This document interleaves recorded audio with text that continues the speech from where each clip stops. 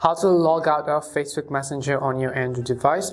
Hey everybody, welcome back to our channel. I am Bimal from App Guide. In today's video, I will simply show you how you can log out of the Facebook Messenger application on your Android phone.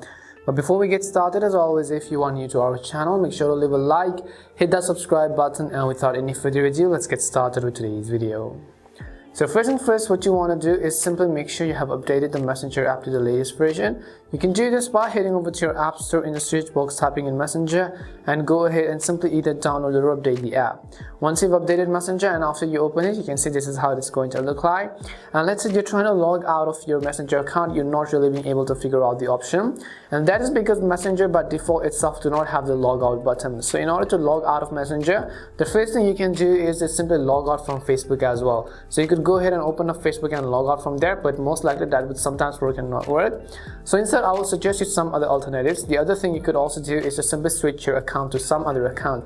For example, if you have a dummy account and you want to log out, you can go to the switch account button over here, and then you could select any of the accounts from this list in order to log into that account, and that way you'll be logged out of your other account just like that. And that is one of the simple tricks which I personally use sometimes when I don't want to actually receive notifications and so on.